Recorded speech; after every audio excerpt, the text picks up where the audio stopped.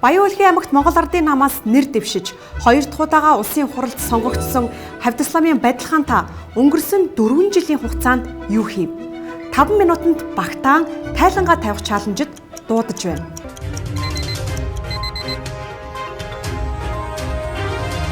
Байдалхан гишүүнтэй холбоотой нэгэн баримт фактыг өдөр тутмын сонинуудын 90 сурвалжлагч нэгдэл задлсан байдаг.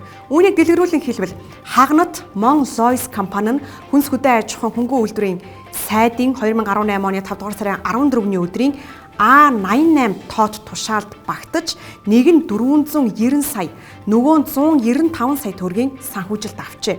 За ийм маягаар Байдалхан сайдын яриа хөөрөө шахаа зуучлал нь бүтэж хүнс хөдөө аж ахуйн хөнгөн үйлдвэрийн сайдын 2018 оны 5 дугаар сарын 14-ний өдрийн А88 тоот тушаалын дагуу жижиг дунд үйлдвэрлэлийг хөгжүүлэх сангийн төрийн банк дахь тоот данснаас Мон Лойс компанид 490 сая, 6 дугаар сарын 29-нд Хагант компанид 195 сая төгрөг, хүнс хөдөө аж ахуйн хөнгөн үйлдвэрийн сайдын 2018 оны 8 дугаар сарын 24-ний А141 тоот тушаалаар Асина компанида дээрх данснаас 200 сая төгрөгийг тус шилжүүлсэн гэжээ. Өөрөөр хэлбэл жижиг дунд үйлдвэрлэлийг хөгжүүлэх сангаас зээл авсан гишүүдийн тоонд Байдалхан гишүүн бий гэж өдөр тутмын сонинуудын 90 сурвалжлагч нэгдэл баримт дэлгэсэн байна.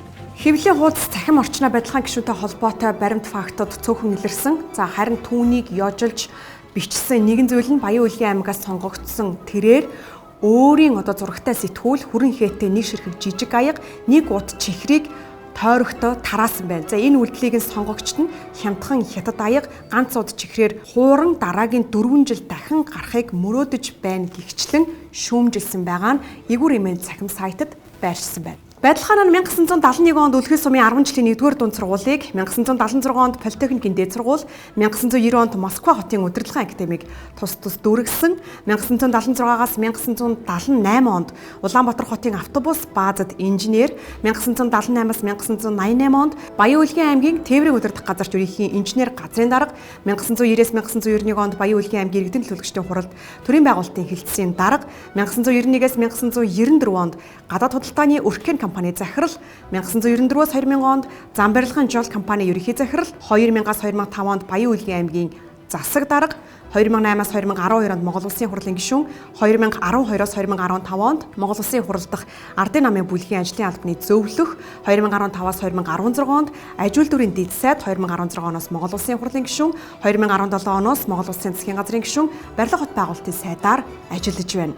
2001 онд Ардын хувьсгалын 80 жилийн медаль, 2005 онд Алтан галц одон, 2008 онд Хөдөлмөрийн гавьяаны улаан тугийн одон, 2009 онд тэргүүний замчин цол тэмдэг, 2011 онд Монгол Улсын гавьяат эдийн засагчаар шагнагдаж байжээ.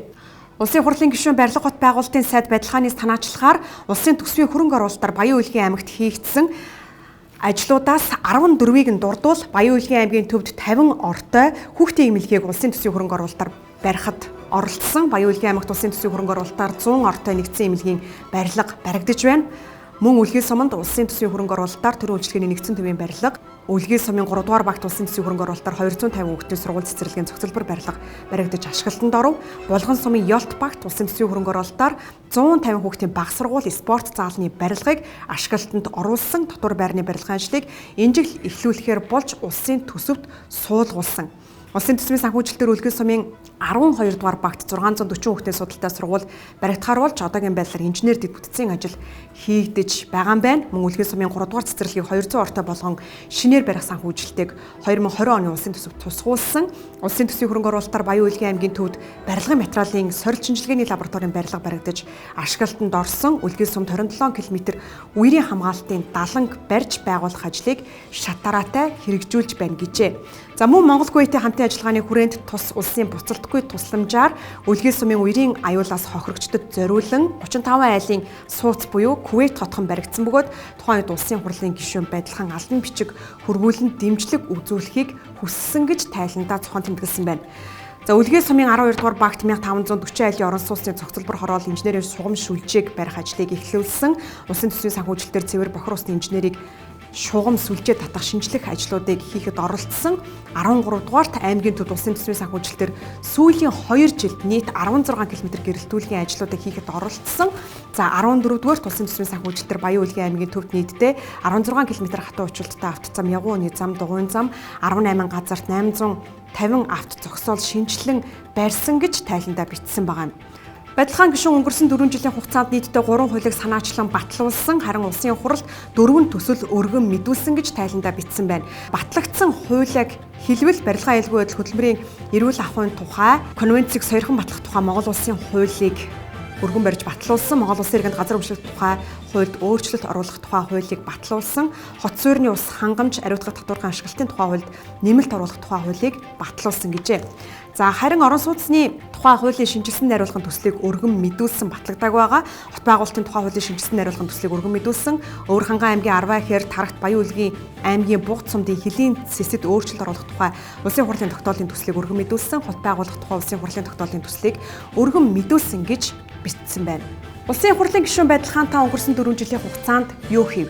Хийсэн ажлаа 5 минутанд багтаан тайлбарлах чаленжид бид ийхүү дуудлаа.